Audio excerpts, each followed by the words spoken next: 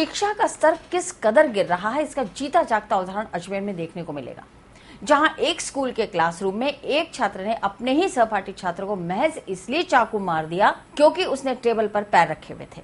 वहीं इस घटना के बाद चाकू के 3 बार लगने से घायल हुए छात्र को जेएलएन अस्पताल में भर्ती करवाया गया। पुलिस ने चाकूबाजी की वारदात को अंजाम देने वाले छात्र को गिरफ्तार कर लिया है।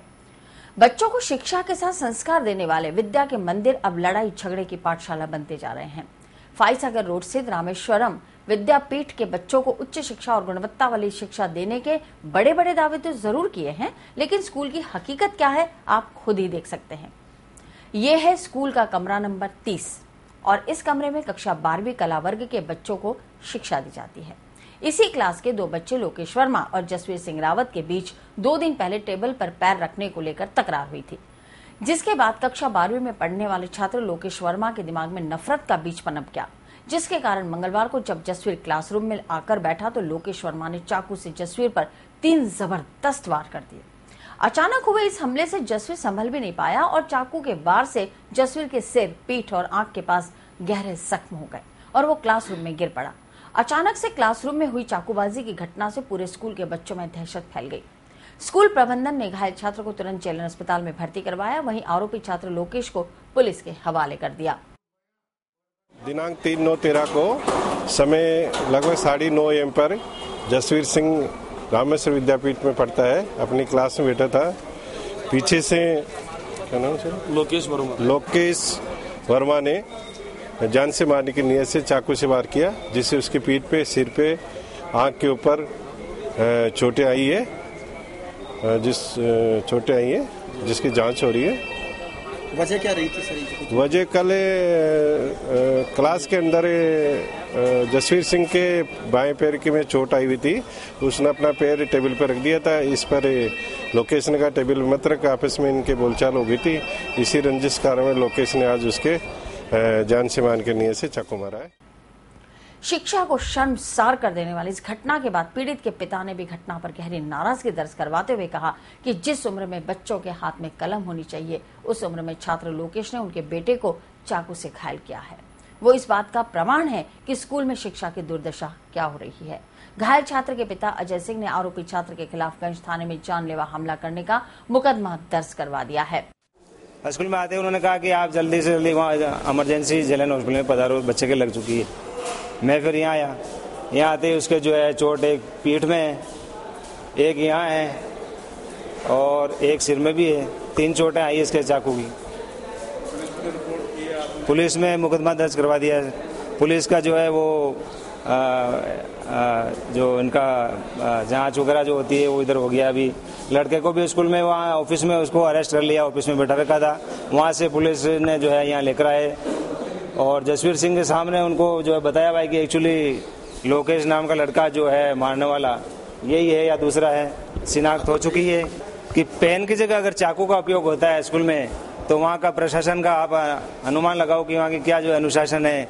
हाँ, नैतिकता की जो है बातें, सद्व्यवहार की बातों के स्थान पर ऐसी सांप्रदायिकता, लड़ाई झगड़ा और अभी से ही बच्चों के मन में ऐसी भावना, तो आगे चल करके ऐसा जो है इस स्कूल की शिक्षा का क्या प्रभाव पड़ता। फिर उसने मैडम ने बोला कि आगे रख ले, फिर उसने बोला वहाँ पे मत रख। फिर बाद में इसने गाली गलौज करने लग गया। फिर बाद में वो मारने लग गया। कल ही मारा था मेरे को। फिर कौन था, क्या था वो लोकेश था। वो वहाँ पे यहाँ पे रहता है, मेरे साथ ही पढ़ता है 12th क्लास में।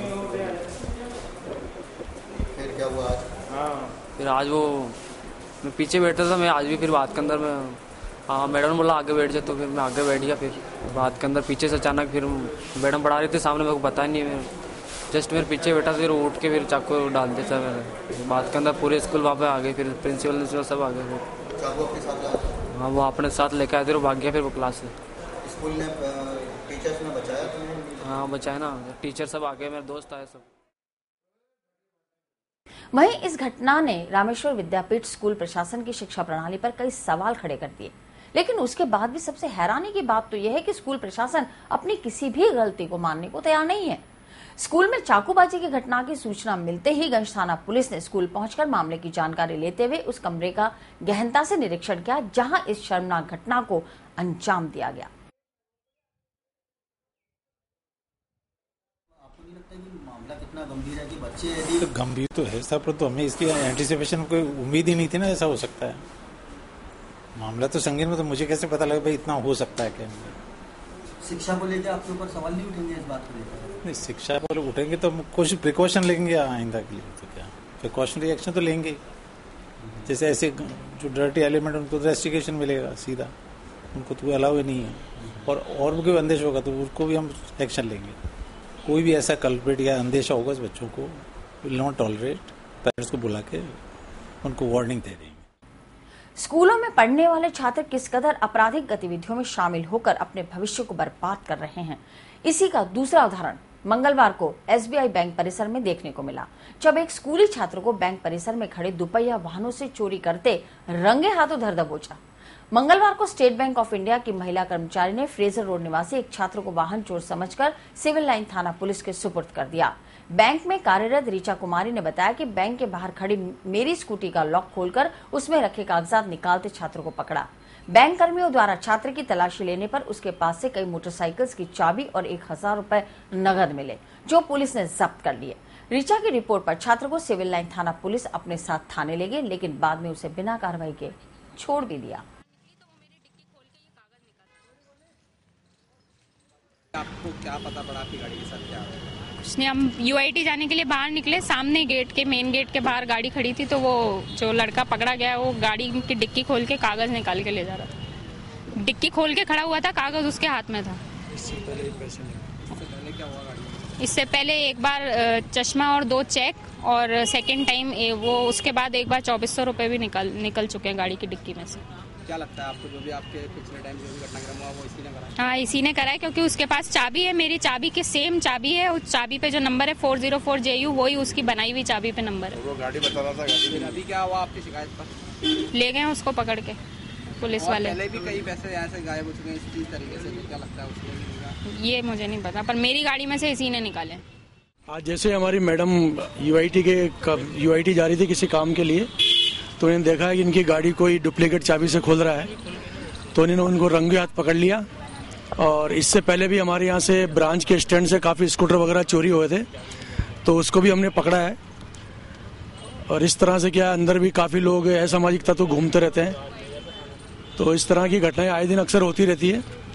तो फिर उसको पकड़ के हमने सिविल लाइन थाने से पुलिस वालों को बुला के उसको गिरफ्तार करवा दिया है।